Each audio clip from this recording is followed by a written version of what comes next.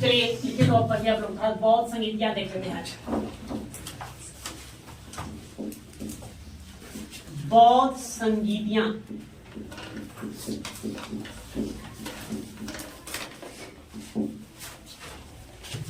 बहुत संगीतियां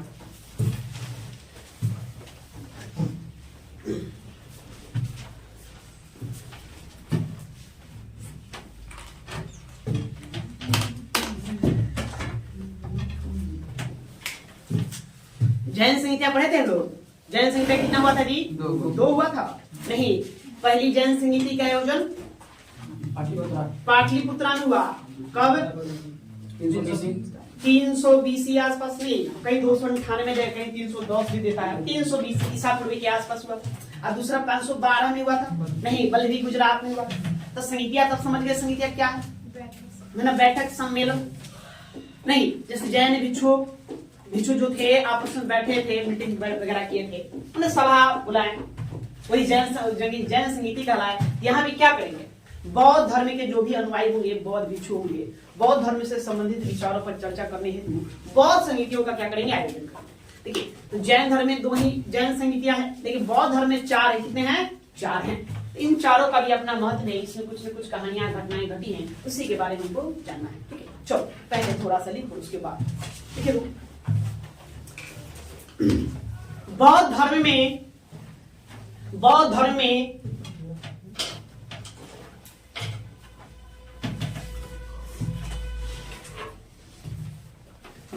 में 4 संगीतियों का आयोजन, बौद्ध धर्म में 4 संगीतियों का आयोजन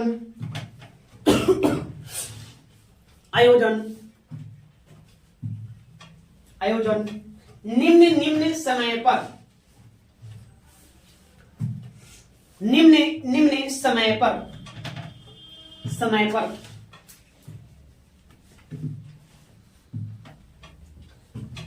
पर धर्म संबंधित विवादों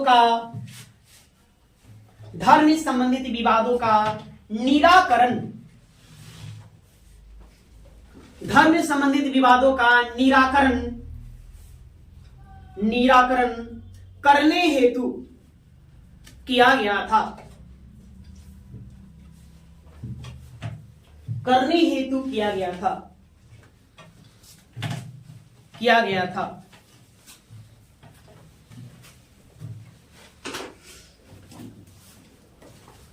इन संगीतियों का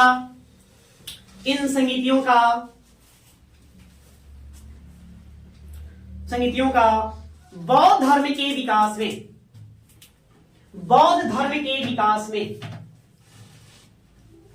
में महत्वपूर्ण योगदान रहा है।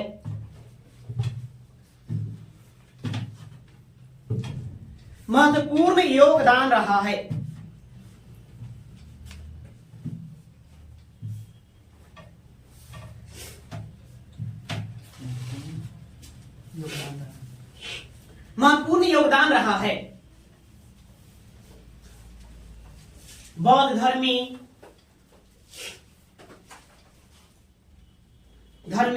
4 संगीतियों का आयोजन किया गया जो अधोलिखित है।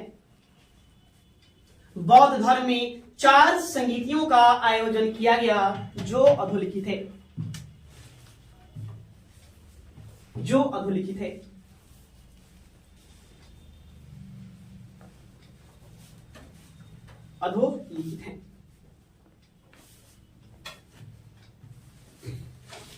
ठीक है, चलिए तो ये प्रथम, पहले चलेंगे प्रथम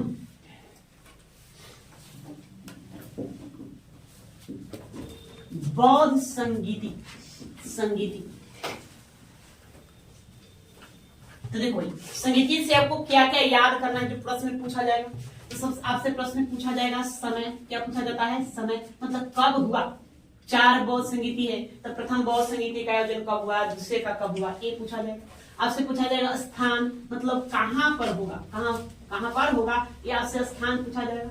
फिर आपसे पूछा जाएगा अध्यक्ष, कि उस बौद्ध संगीति की अध्यक्षता किसने की, या अध्यक्ष कौन थे, ये पूछा जाएगा। फिर आपसे पूछा जाएगा शासक, क्या पूछा जाएगा, शासक, उस समय राजा कौन था, मतलब जहां पर हुआ उसमें किस राजवंश का शासन था, कौन सा राजा था। ये 4 बातें आपको कॉमन है, इस सभी बौद्ध संगीतियों में ध्यान में रखना, प्रथम, द्वितीय, तृतीय। इसके अतिरिक्त कुछ विशेष बातें तो उस बौद्ध संगीति के दरमियान अंदर क्या हुआ, घटित हुआ। बस हो गया, ये 4 बातें आपको ध्यान में रखना है। तो चलो, प्रथम बौद्ध संगीति थी, याद रखना बड़ा आसान है। महात्मा बुद्ध का निधन हो गया कब, 483। तो 483 ईसा पूर्व में महात्मा बुद्ध का निधन हुआ। तो जो भी बौद्ध भिक्षु, बौद्ध अनुयायी थे, उनको लगा कि क्यों न उनके द्वारा दी गई शिक्षाओं को हम लोग संग्रहित कर ले, संकलित कर दे, तो हो सकता है आने वाले समय लोग भूल जाए। ऐसे मौके कितना दिन चलेगा, भूल जाए, इसलिए उनका संकलन किया गया। इसलिए क्या बुलाया गया, जैन संगीति। कब आई, सॉरी बौद्ध संगीति 483 ईसा पूर्व। इसका समय क्या रहेगा, 483 ईसा पूर्व। स्थान कहाँ, ये होगा राजगृह में।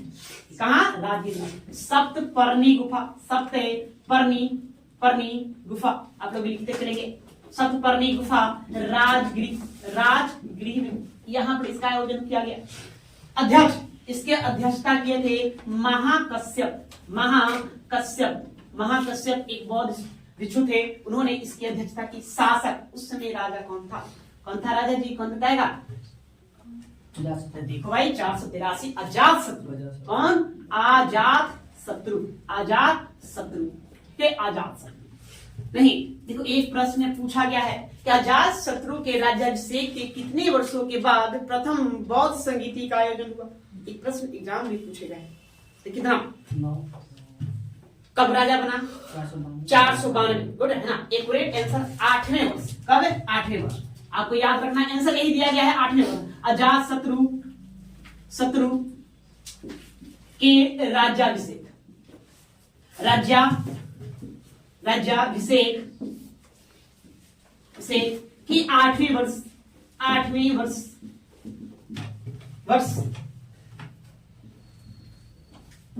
इसका आयोजन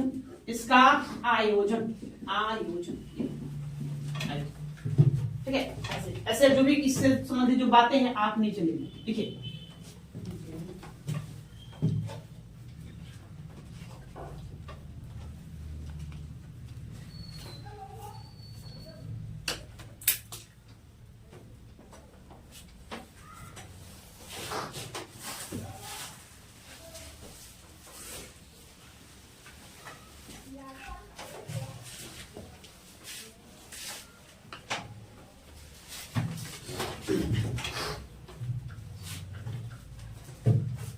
क्या, देखो ये आपको और इससे क्या क्या याद रखना है। इस प्रथम जैन संगीति थी, यहाँ से 2 ग्रंथों का संकलन किया जाएगा। बुद्ध जो भी शिक्षा दीक्षा देंगे, जो भी उनका उपदेश था, उनके उपदेशों का संकलन किया जाएगा। एक पुस्तक का नाम रहेगा सुत्त पिटक, क्या नाम रखा गया, सुत्त पिटक। और दूसरा जो पुस्तक है वो बनेगा विनय पिटक। ये 2 ग्रंथों का रचना किया जाएगा इसी प्रथम बौद्ध संगीति के अंतर्गत, है ना। यही पर क्या है इसमें, तो बुद्ध की शिक्षाओं का यह संकलन यहीं पर किया गया था। इसी में भगवान बुद्ध के 2 प्रिय शिष्य, एक का नाम क्या, आनंद, और दूसरे का नाम क्या, उपाली। तो आनंद को धर्म और उपाली को विनय का प्रमाण माना गया। इसी बौद्ध संगीति में। फिर आपको और ध्यान में क्या रखना है कि ना, एक पुस्तक है चुल्लबग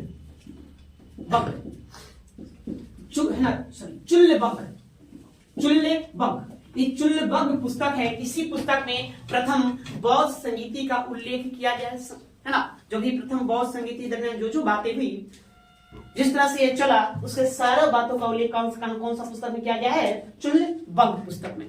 ठीक है, और क्या याद रखना है, इसी प्रथम बौद्ध संगीति के दरमियान भगवान बुद्ध के शिक्षाओं का संकलन सुत्त पिटक और विनय पिटक नामक पुस्तक के अंतर्गत किया गया। आनंद और उपाली जो भगवान बुद्ध के 2 प्रिय शिष्य थे, इसी प्रथम बौद्ध संगीति में भाग लेने के बाद तो आनंद को धर्म का प्रमाण माना गया और उपाली को विनय का प्रमाण माना गया। आप समझ में आए? इतनी बातें आपको यहाँ से ध्यान रखना है, ज्यादा नहीं। इसी को लिख देना, शॉर्टकट में लिखो, नीचे लिखो। बुद्ध के शिक्षाओं एवं उपदेशों का संकलन, बुद्ध के शिक्षाओं एवं उपदेशों का संकलन, बुद्ध के शिक्षाओं एवं उपदेशों का संकलन, संकलन संकलन सुक्त पिटक, सुक्त पिटक एवं विनय पिटक, विनय पिटक नामक ग्रंथों में किया गया, नामक ग्रंथों में किया गया।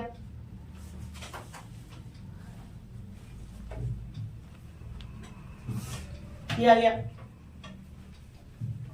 तो एक पूछा गया प्रश्न है कि विनय पिटक की रचना किस बौद्ध संगीति के दौरान हुआ? तो कौन सा? प्रथम तो विनय पिटक और सुक्त पिटक है ना। एक और अभिधम पिटक है, तो उसको हम देखेंगे चौथे बौद्ध संगीति के दौरान। करना अच्छा तृतीय में होगा, अभिधम में पिटक का होगा, वो हम देखेंगे। ठीक है, बस संख्या दो का याद रखना, सुक्त पिटक और विनय पिटक, इसकी रचना प्रथम के दौरान हुआ। आगे को आगे बुद्ध के दो प्रिय शिष्य आनंद और उपाली, बुद्ध के दो प्रिय शिष्य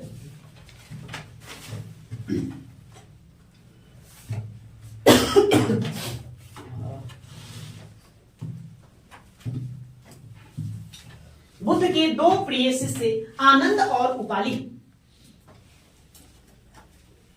आनंद और उपाली इस सम्मेलन में भाग लिए, इस सम्मेलन में भाग लिए, भाग लिए।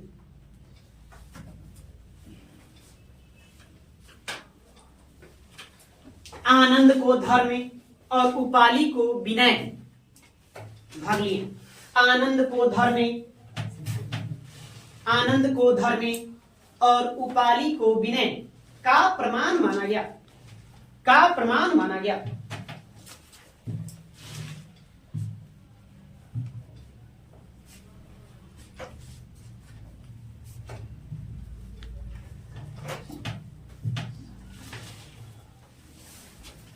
ठीक है,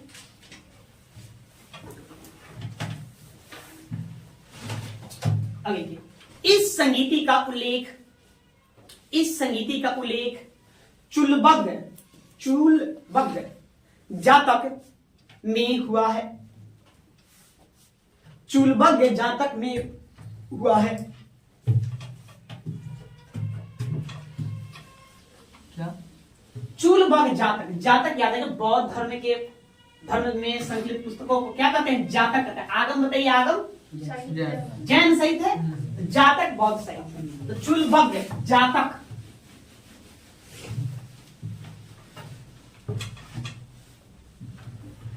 ठीक है। तो इससे इतना ध्यान में रखना, ज्यादा नहीं। अब ये द्वितीय, द्वितीय बौद्ध समिति, द्वितीय बौद्ध समिति।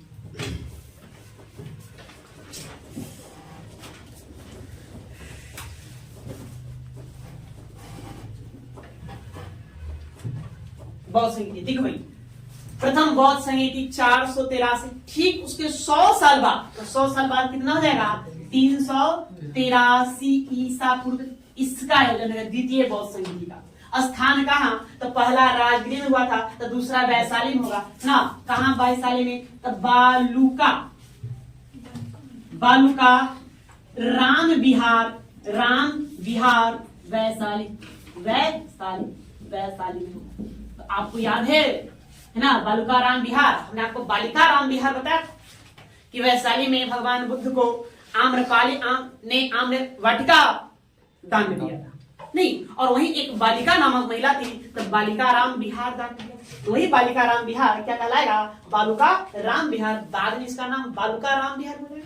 या इसकी अध्यक्षता, इसकी अध्यक्षता करेंगे सब्बा कामी। कौन करेंगे? सब्बा कामी करेंगे। और यहाँ शासक, यहाँ पर शासक होगा काला शोक, काला शोक होगा, काला शोक। काला शोक बताइए किस वंश से संबंधित था? शिशुनाग वंश। शिशुनाग के बाद शिशुनाग वंश का पहला राजा शिशुनाग, शिशुनाग के बाद फिर कौन आया? काला शोक। इसमें 700 बौद्ध भिक्षुओं ने हिस्सा लिया था, बौद्ध भिक्षुओं भिक्षुओं ने भाग लिया या हिस्सा लिया अतः इसे सप्त सतिका भी कहा जाता है। हाँ, सब्बा कामी। हमने अभी बताया कि वही बालिका बाद में क्या बनेगा, बालुका बनेगा। दोनों ठीक है, बालिका भी ठीक है, बालुका भी ठीक है। बालिका ही क्या बनेगा, बालुका बनेगा।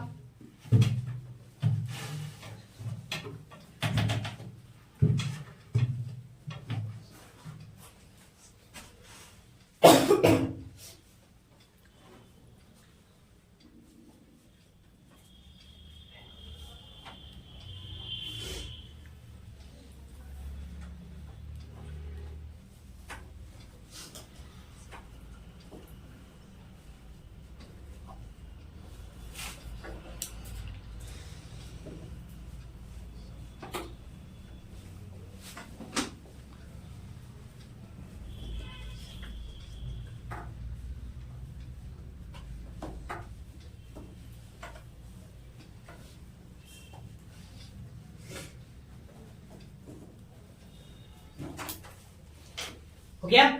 चलिए देखिए, तो द्वितीय बौद्ध संहिता हमको क्या ध्यान में रखना है कि प्रथम बौद्ध संहिता से ठीक 100 साल बाद द्वितीय बौद्ध संहिता का आयोजन हुआ। तो पहला 483, तो दूसरा 383, 100 साल घटा दो। स्थान कहाँ, वो होता है राजगिरी में, ये होगा कहाँ, वैशाली में, बालुका राम विहार या इसी को बालिका राम विहार भी कहेंगे। अध्यक्ष यहाँ पर कौन बनेंगे, सभा कामी अध्यक्ष बनेंगे। शासक कालासो नहीं, इसमें 700 बौद्ध भिक्षुओं ने हिस्सा लिया, अतः इसको सप्त सतिका कहेंगे। क्या कहेंगे, सप्त सतिका कहेंगे। नहीं, अब ये देखिए, तो इस बौद्ध संगीति का आयोजन का उद्देश्य क्या था। इस बौद्ध संगीति का आयोजन का उद्देश्य था कि मगध में आप जानते हैं, मगध ही क्या था, बौद्ध धर्मावलंबियों का, बौद्ध अनुयायियों का गढ़ था, मठ था। तो पूर्व में जो भी बौद्ध धर्म के अनुयायी थे, उनका अपना आचार विचार था, आचार विचार से संबंधित नियम था, है ना। विनय नियम था, मतलब किस तरह से व्यवहार करना है, किस तरह से व्यवहार नहीं करना है। वो बाद में जो भी नए नए लोग इसमें प्रवेश किए, समय बदलता है ना, जरूरी है कि हम परमानेंट ही रहेंगे उस संघ में। अभी संघ में बौद्ध धर्म से के बौद्ध भिक्षु हम भी हैं, हम संघ में भी हैं, हो सकता है बाद में ना हो सकता क्या नहीं रहेंगे, जो आया उसको तो जाना पड़ेगा। तो पहले जो नियम बना, बाद में जो नए लोग आए उस नियम का खंडन करना शुरू किया धीरे धीरे। अब उसमें दो गुट बन गया, एक जो है पहले वाला नियम को ही मानने लगा, एक जो है अभी नया नया जो है नियम जो है उसमें कुछ अलग से कुछ और भी नियम जोड़ दिया, उसको माने, इसी को लेकर विवाद हो गया। अब जो नए जो लोग आए उन्होंने कहा कि भाई दोपहर में भोजन करने के बाद आराम करना होगा, तारी पीना शुरू कर दिया, छाछ पीना शुरू कर दिया, ठीक है ना। छाटन में आभूषण में देखिए क्या करते, सोने चांदी लेना प्रारंभ कर दिया। नहीं, पहले काम करते ओकर बाद संघ के अध्यक्ष से अनुमति लेते, तब ये बातें कुछ उल्टा पुल्टा होने लगी। इसी को लेकर के विवाद उत्पन्न हुए। इन्हीं विवादों को निपटारा करने के लिए क्या किया गया, द्वितीय बौद्ध संगीति का आयोजन किया गया, वैशाली में हुआ। यहाँ पर दोनों पक्षों के 4 वरिष्ठ भिक्षुओं का उप समिति बनाया गया। उप समिति बनाकर कहा गया कि चलिए, लेकिन ये बात सफल हुआ नहीं। यहीं पर मतलब क्या होगा, है ना, बौद्ध संघ,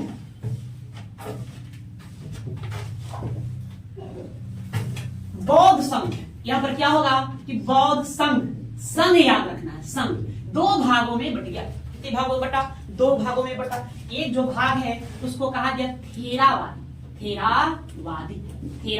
या इसे कहा गया स्थवीर कहा गया, और एक जो भाग है वो कहलाया महासंघिक कहलाया, महासंघिक नहीं, थेरावादी या स्थवीर। एक भाग ये कहलाया, एक कहलाया महासंघिक। तो महासंघिक के जो नेतृत्वकर्ता थे महाकश्यप थे। कौन थे, महाकश्यप थे। महाकश्यप नहीं होंगे, सभाकामी होंगे, सभाकामी थे, है ना। और इसके जो थे, एक थे महाकच्चायन। कौन थे, महाकच्चायन, ये महाकच्चायन थे। 2 भागों में यह क्या होगा पता लिखेंगे, इसको पहले लिखिए आप लोग।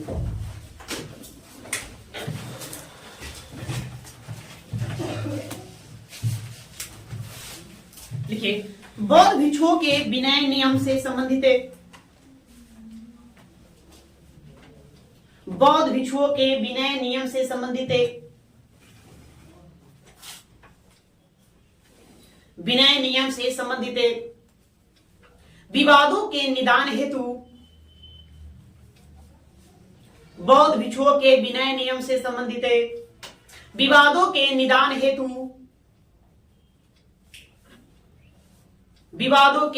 हेतु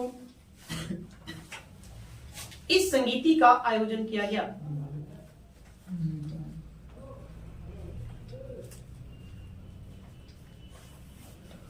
इस संगीति का आयोजन किया गया।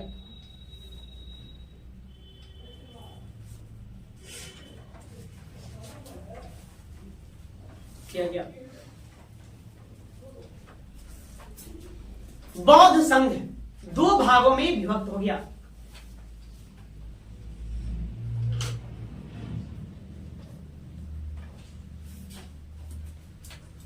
दो भागों में विभक्त हो गया। डैश देकर लिखना।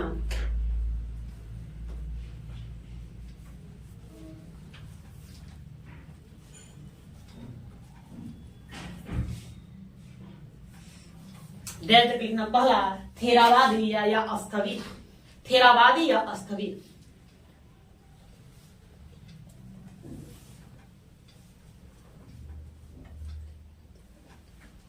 कुछ लिखो महाकच्चायन, लिखिए बताते हैं। कुछ लिखो महाकच्चायन और दूसरा लिखना महासंगीत। और यहां कुछ लिखना महाकश्यप ही लिखेंगे। क्या लिखेंगे? महाकश्यप।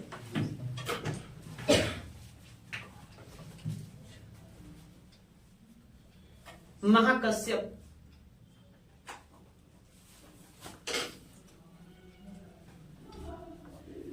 महाकश्यप। अब देखो ये क्या हुआ है। अरे महाकच्चायन के बारे में हम लोग पढ़े थे। महाकच्चायन अवंती का शासक जो चंड प्रदोत था ना, वो बौद्ध धर्म में परिवर्तित हो गया। किसके उपदेशों के कारण? महाकच्चायन। महाकच्चायन जो थे भगवान बुद्ध के समकालीन थे। अब महाकश्यप भगवान बुद्ध के निधन के बाद पहले बौद्ध संगीति का आयोजन थे। ये दोनों भी है नहीं, लेकिन दोनों का जो विचारधारा था वो मानने वाला। तो महाकच्चायन का जो विचारों को आगे बढ़ाया वो क्या कहलाया? थेरावादी या अस्थगित कहलाया। और महाकश्यप के जो विचारों को आगे बढ़ाया वो क्या कहलाया? महासंगीत कहलाया। बात समझ गया? लड़े जी, बस इतना ही ध्यान में रखना है।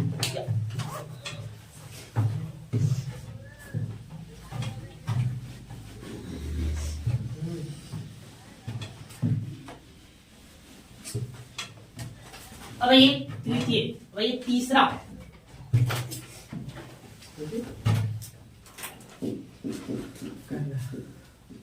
तृतीय बौद्ध संगीति। तो तृतीय बौद्ध संगीति कब होगा, है ना? इसको लेकर के विवाद है जी।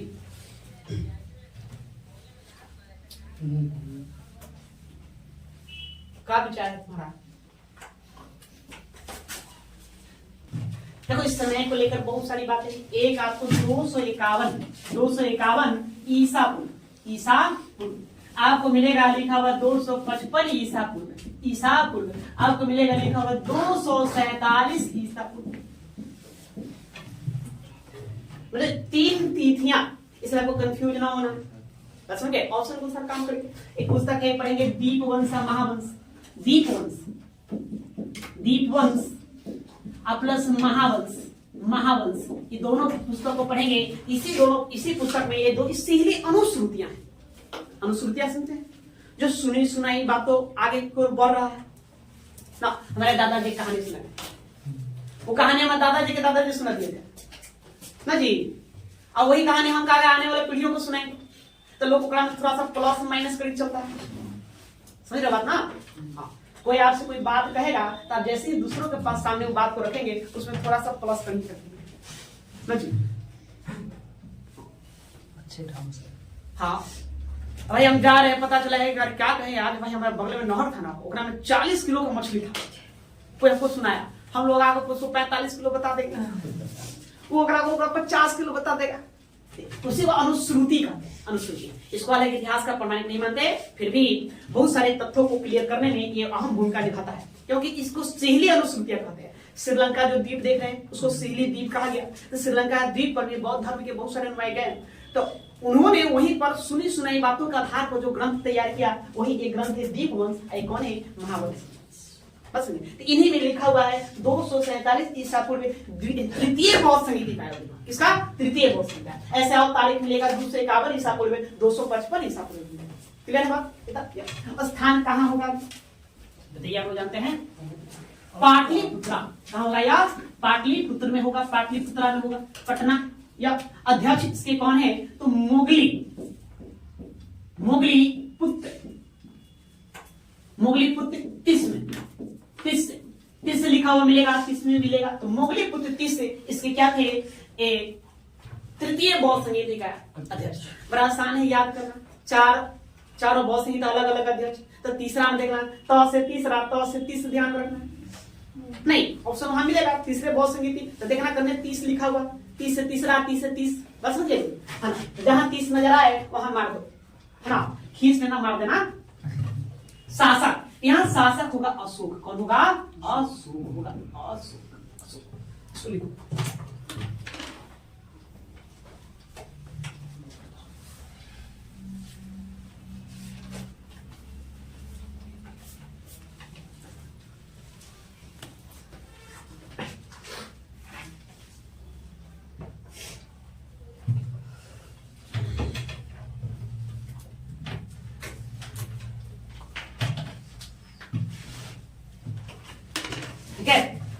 क्या क्या लिखना है इसमें तो लिखो भाई। थेरावादी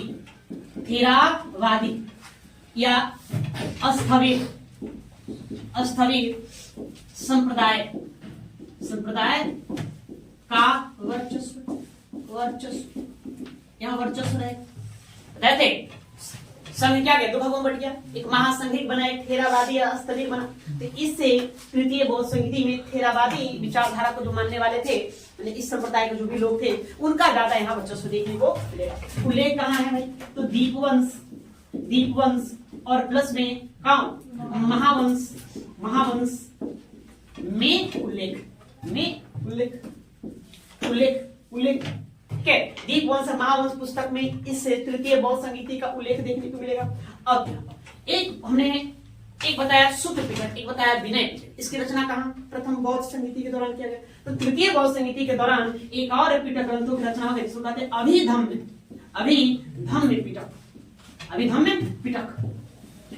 पिटक की रचना यहाँ किया गया, संकलन किया गया। तो किनके द्वारा? अध्यक्ष कौन है? मुगली पुत्र तिस्म के द्वारा इसका आयोजन, तिस के द्वारा इसका संकलन किया गया। इसको लिखिए।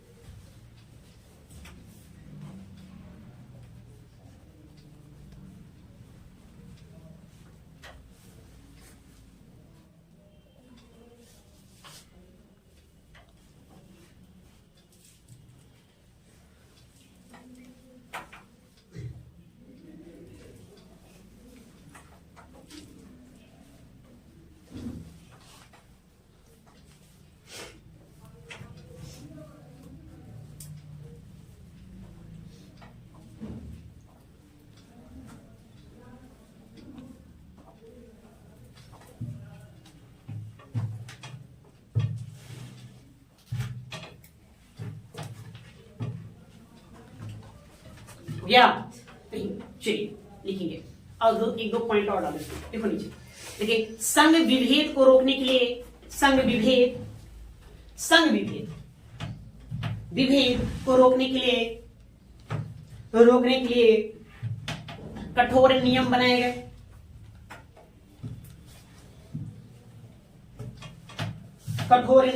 गए। संघ विभेद को रोकने के लिए कठोर नियम बनाए गए।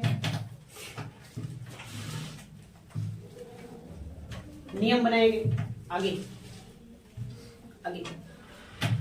इस संगीति के पश्चात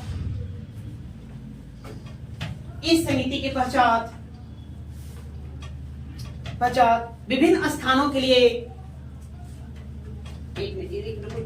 इस संगीति के पश्चात 9 विभिन्न स्थानों के लिए उसको अंडरलाइन करेंगे। 9 विभिन्न स्थान, 9 विभिन्न स्थानों के लिए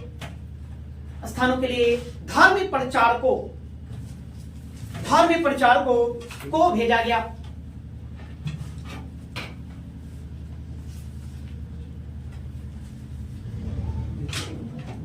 धर्म प्रचारकों को भेजा गया। मैंने बौद्ध धर्म का और उत्थान हो, इसका प्रचार प्रसार हो, इसलिए क्या किया गया? नहीं, जैसे इस समिति के बाद ही 9 विभिन्न स्थानों के लिए कितने धर्म प्रचारकों को भेजा गया? 9 प्रचारकों को भेजा गया। तो ये आपको ध्यान में रखने वाली बात है, इसको याद रखिए।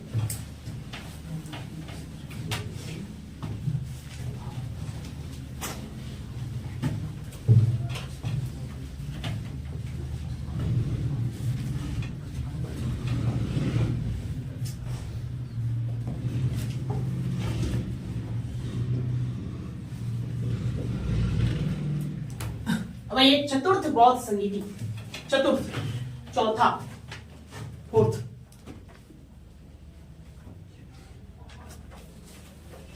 चतुर्थ बौद्ध संगीति।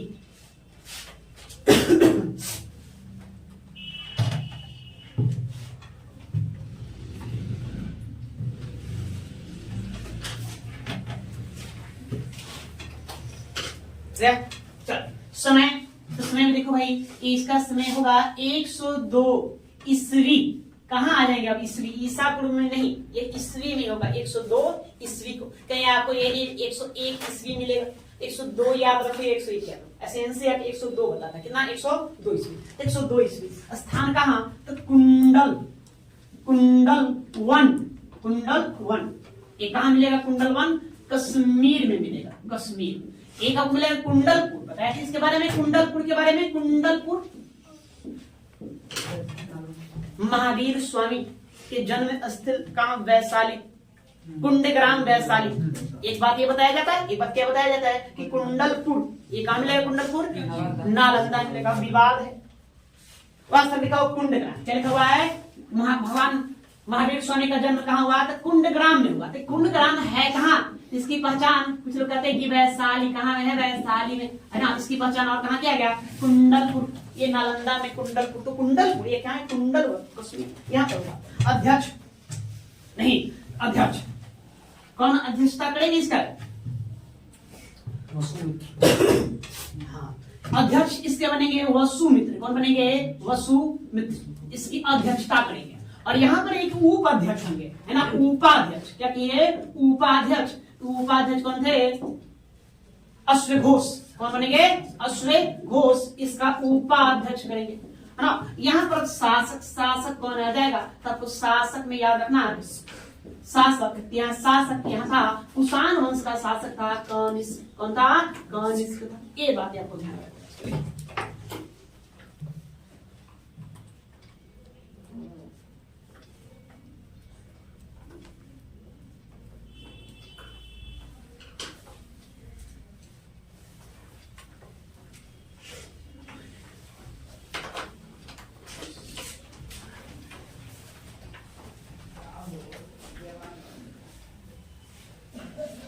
हो गया? चलिए, अब इस बौद्ध संगीति के आयोजन करने के पीछे का जो उद्देश्य था, देखिए, एक था गंधार, वहां के जो बौद्ध भिक्षु थे वे, और मगध कश्मीर के जो बौद्ध भिक्षु थे, इन दोनों के मध्य वही फिर से विभेद उत्पन्न हो गया। विवाद, इन्हीं विवाद को दूर करने के लिए क्या किया गया? इस चतुर्थ बौद्ध संगीति का आयोजन कनिष्क के द्वारा बुलाया, है ना। पार्श्व के कहने पर, पार्श्व एक बौद्ध भिक्षु में, उन्हीं के कहने पर है ना, कनिष्क के द्वारा चतुर्थ बौद्ध संगीति का आयोजन किया गया। लेकिन जिस उद्देश्य की पूर्ति के लिए इस संगीति का आयोजन किया गया, ये उद्देश्य यहाँ पर पूरा नहीं हुआ। यहाँ पर बौद्ध धर्म ही 2 भागों में पड़ता है। तो कहते हैं एक हीनयान और एक महायान कहते हैं, उस भाग में पड़ता है। चलो समझते हैं। देखिए, कश्मीर तथा गंधार, कश्मीर तथा गंधार, कश्मीर तथा गंधार के बौद्ध भिक्षुओं के मध्य, कश्मीर तथा गंधार के बौद्ध भिक्षुओं के मध्य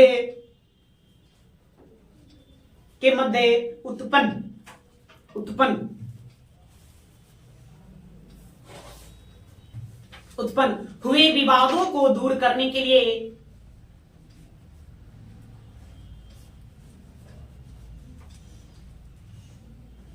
विवादों को दूर करने के लिए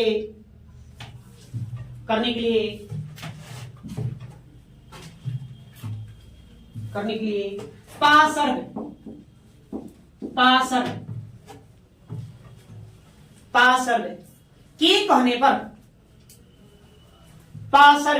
के कहने पर कनिष्क द्वारा इस सम्मेलन का आयोजन किया गया।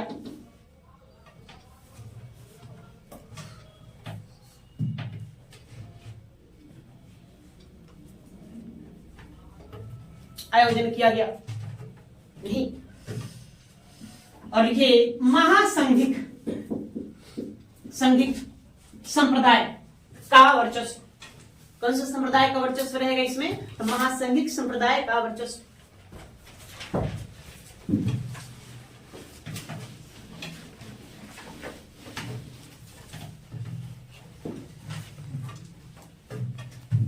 ठीक है, और क्या होगा भाई?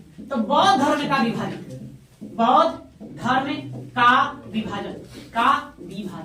यहां पर विभाजन हो जाएगा।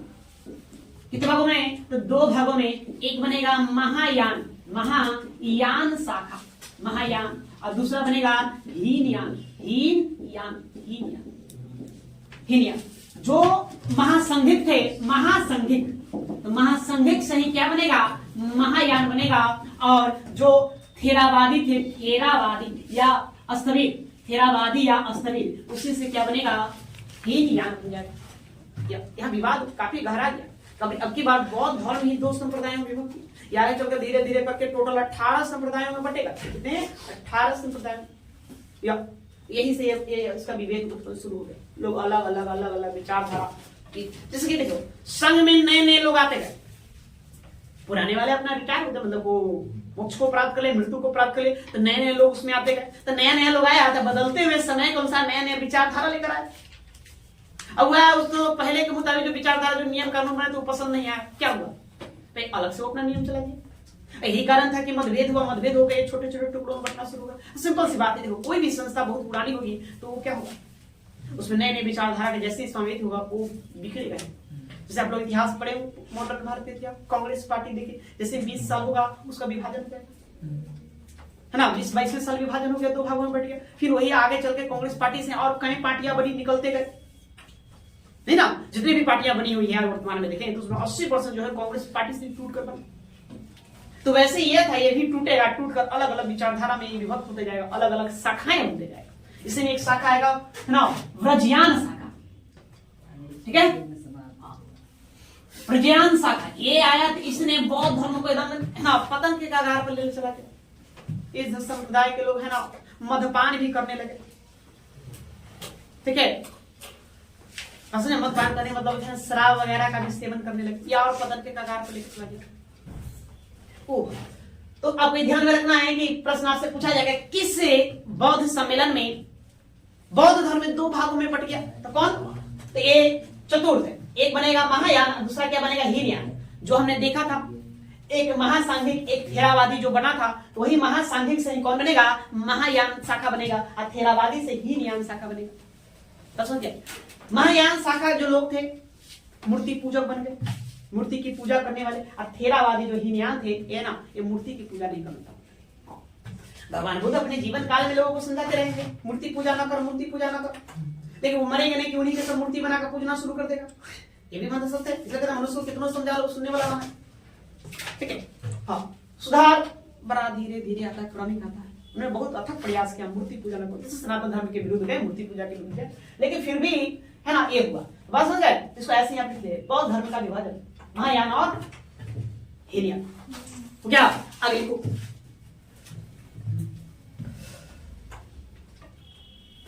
कनिष्क के बारे में पूछा। कनिष्क कौन सा संप्रदाय का था? कनिष्क ने भगवान बुद्ध की सर्वाधिक मूर्तियां कनिष्क के शासन काल में बनी। मूर्ति बनाया मतलब कौन सा शाखा?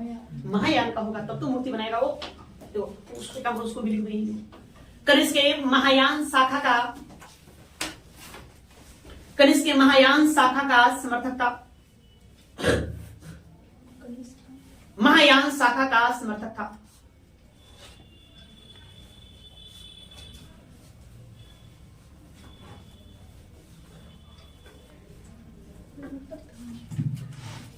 समर्थक था, प्रवर्तक था, लिखो समर्थक लिखो नहीं।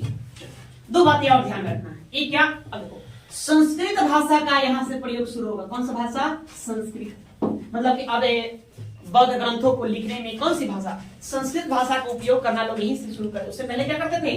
पाली। क्या करते थे? पाली। नहीं, एक पुस्तक है महाविभाष्य सूत्र, महाविभाष्य सूत्र।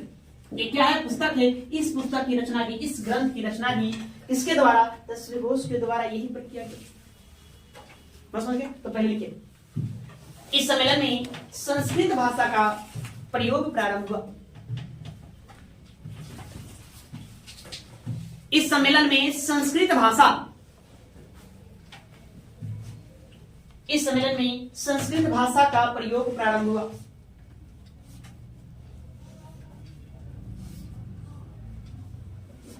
भाषा का प्रयोग प्रारंभ हुआ मतलब कि अब हम बौद्ध साहित्य को लिखने में कौन सी भाषा का प्रयोग करेंगे? संस्कृत भाषा का प्रयोग। पहले क्या था? तो पहले पाली, पहले पाली, पाली भाषा था पहले। हो गया?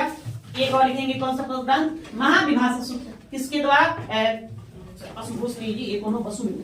वसुमित्र। देखिए कि वसुमित्र के द्वारा महाविभाष्य सूत्र की रचना की गई।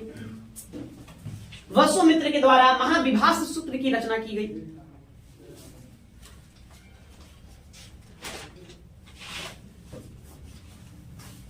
द्वारा महाविभाष्य सूत्र की रचना की गई।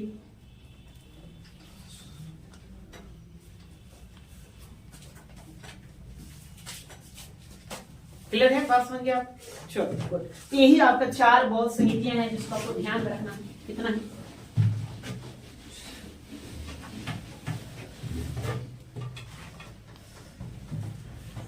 चलो याद रहेगा ना? शासक कहां हुआ वो याद रखना। तो याद रखना, रा वै पा कु है ना, अ का अ क, रावे पाकू अका अक है ना, चकाचक नहीं अकाक। ठीक है, ये याद रखना। कहने का मतलब है क्या? ये आपका हो गया स्थान, ये क्या हो गया? स्थान, स्थान। और ये क्या हो गया? शासक, शासक।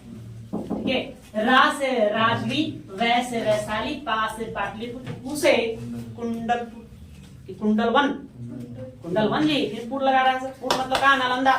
कुंडलवन कश्मीर ना। शासक, अ से अजातशत्रु, का से कालाशोक, फिर अ से अशोक, क से कनिष्क। या ना, समय भी अपना ध्यान में रख लेना। क्या ध्यान में रख लो भाई? समय ध्यान में रख लेना, समय ध्यान। तो पहला आप जान रहे कब भाई? जब बुद्ध का निधन होगा 483, ठीक 100 साल बाद 383, यानी ईसा की बीसी, ईसा को ना, बीसी ना, एडी बीसी, बीसी ध्यान रखना है कि बीसी है ना, ये भी आपको ध्यान रखना बीसी। उसके बाद फिर इसको ले कई सारे तारीख है। अगर हम दीपवंश की बात करें तो कितना? 247 सब बात बताया है ना। दीपवंश की बात करें तो, दीपवंश की बात करें तो 247 से बीसी नहीं। और यह क्या होगा? 102 एडी में होगा, ईस्वी सन। ठीक है, या तो आप इससे अपना ध्यान में रख सकते हैं। बाकी क्या घटना घटी उसको ध्यान रखना, एक कंफ्यूजन दूर करने के लिए। 4 मतलब कि अध्यक्ष को ध्यान रखना है। तो पहला महाकश्यप, देखो कोई महान व्यक्ति होगा तो पहली बार आयोजन करेगा, तो महाकश्यप याद रखना। दूसरा सभा कामी, उन्होंने सबके लिए सम्मेलन बुलाया। और तीसरा तो याद कर, तो से तीसरा, ती से तीसरा, ती से तीस है ना, मोगली पुत्र तीस। और चौथा तो 3 वो जब छांट लगा तो चौथा आराम से छट जाएगा। वहां 2 थे, एक अध्यक्ष और दूसरा उपाध्यक्ष। अध्यक्ष रहेंगे वसुमित्र और उपाध्यक्ष अश्वघोष। ठीक है, चलो, ये आपकी बहुत समितियां थी, इतना आप ध्यान में रखिए। बाकी अब बातें